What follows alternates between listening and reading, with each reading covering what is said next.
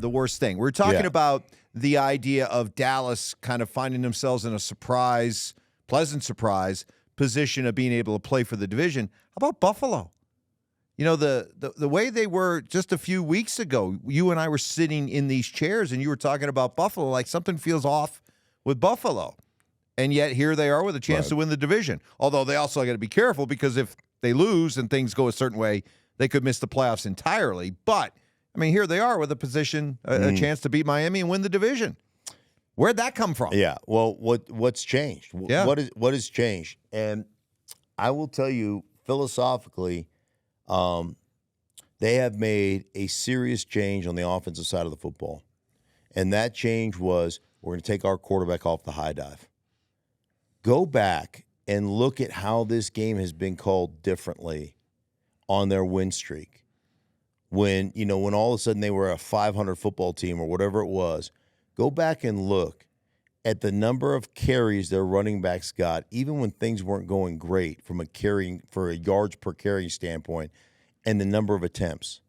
Josh Allen went from 35 to 45 attempts a game to all of a sudden where he's at 25 to 30 attempts per game in the last 5 or 6 weeks. I mean, they have completely gone back to run the football, set some play action stuff off, and let's not put our quarterback in a drop back phase 45 times because he's going to throw it into a window that he probably shouldn't throw it into. And you want to look at the difference. And I always say this, man, I don't look so much at a yards per carry, although yards per carry are nice. I look at attempts. Man, I want attempts. I want to wear down a defense. I want to beat down a defense. And even if you're getting 2 yards a carry, Mike, you know what that does, those attempts do to your play action game? They dramatically increase the space you get in the passing game because it affects the guys that have to defend the run. It affects the underneath coverage, the second level of your coverage. It affects them. So even if you're not getting a yards per carry, a great yard, let's say you're sitting at 3 yards a carry and it's not very good, where most coordinators throw their hat in the air and go, screw it, we can't run the ball. What that does for your play action game is, I mean, it's immense what it does. And so you have to understand the value. Great coaches understand the value of a 2-yard or 3-yard run. Bad coaches that just want to get promoted to head coaches or just want to, rely on their quarterback whispering skills. Bad coaches look at those 2-yard runs and say, screw it, we're not going to win. We're not going to score enough points. Our run game isn't working today. I'll throw this away. And, interesting, and I'm not going to mention the coach I was talking to, but I had this conversation with the coach earlier in the season just about the value of the run game. And as a young coordinator and the value of the run game. And essentially we were just having a philosophical discussion about running the football. And I said to this particular coach, I go, it's more important to know that you can do one thing well. And then you can build off that one thing. But just my advice was pare down the menu and find one thing that you can run against everything.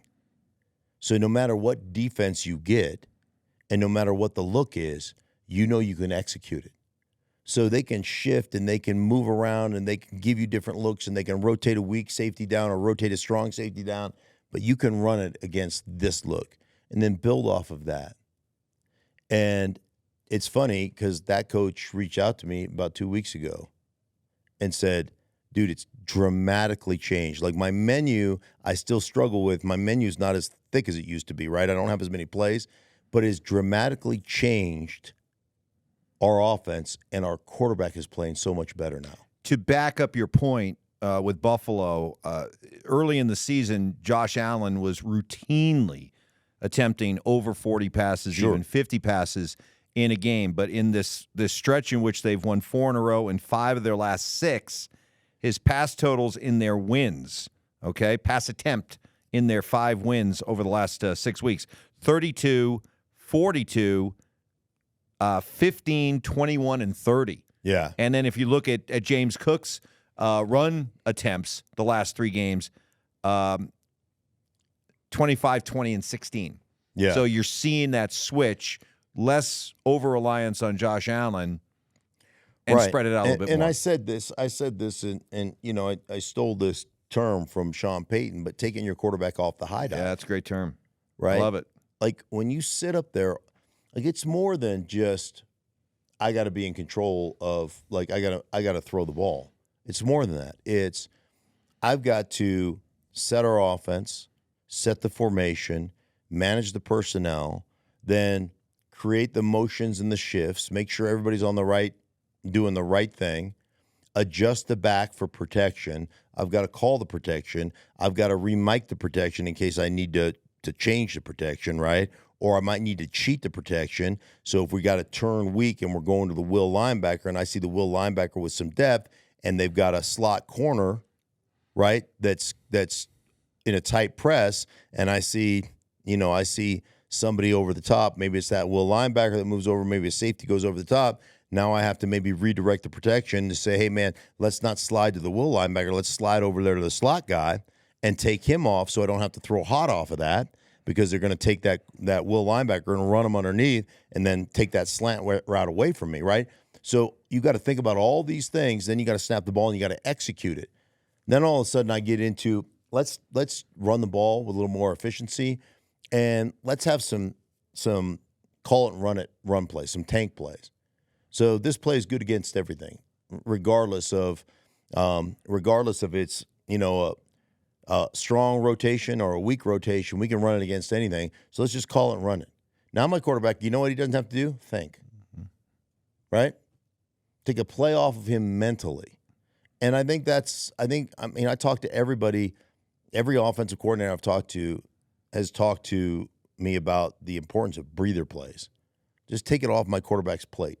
Maybe 10, 12, 15 times a game. And what they've done is they've given him a breather from the mental gymnastics and the hoops that he's got to constantly jump through. Well, speaking of a team that needs to mentally reset quickly, the Miami Dolphins. Mm-hmm. They play Buffalo with the division on the line, coming off a game in which they give a 56 to Baltimore. And it's a harsh word. I know you players and former players hate to talk about this word, but I don't care. I'll say it. Miami just feels like a fraud to me. Mm-hmm. There's something fraudulent about the Dolphins. Yeah, they gave up what? Baltimore hung 56 on them? Yep. Yeah, not good, Mike. I mean, obviously it's not good. Now, Baltimore's a really good football team. Really good football team. Physical, they can run the ball. But there's no excuse for that. No. And, one thing about Miami is they've been really good, from a physicality standpoint. They've run the ball well. They've attacked the edges of the perimeter of a defense. I thought defensively they had shut down the run. They had played physical football. I've got this theory. I used to have this theory about the Chargers back in their San Diego days. And I think this theory applies to Miami. And this really doesn't have anything to do with football. It has more to do with mindset. So when you're a player and you play here in Denver, or you play in New England, or you play in Baltimore, or you play in Pittsburgh, or Green Bay, or Chicago, or, Seattle, or any of these places, right? When things aren't going well and it's December and the coaches are grinding on your ass and everybody's hard on you and you didn't play very well and the media's on your butt and things just aren't good, you walk out and you're miserable, and then you walk out of the facility at night and it's the sun's going down, right? And it's cold and it's gray and you're going to run home and it's going to be dark by the time you get home, and it's miserable. And the only thing that cures that misery is winning. That's it. That's all you got to hang your hat on, because it's going to be cold and it's going to be dreary and it's going to be miserable, and the coach is going to be on your ass. So the only thing that cures it is winning. You have that same exact scenario and you're in San Diego or Miami. You walk out of the facility, there's bright sunshine. You're going, let's go down to the beach and have a cocktail. Like, no big deal. Life's good. Like, I've always felt like there's just a hard, hard place to win. I tell you, well, let me tell you, we're playing a Super Bowl in Miami. Yeah. Right. And again, I won't mention any names, but this is funny.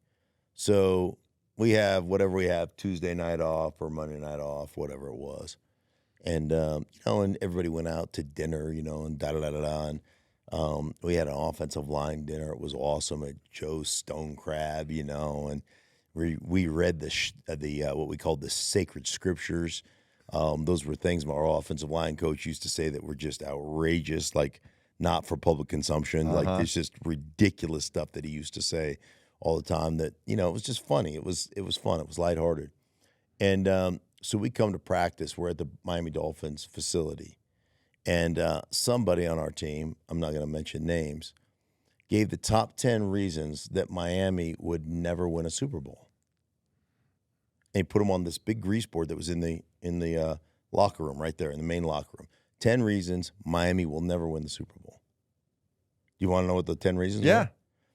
10 strip clubs the guy had been to. That was the 10 reasons.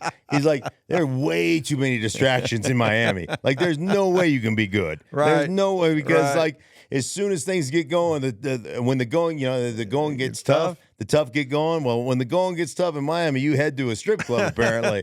So, I mean, that was this guy's reasoning.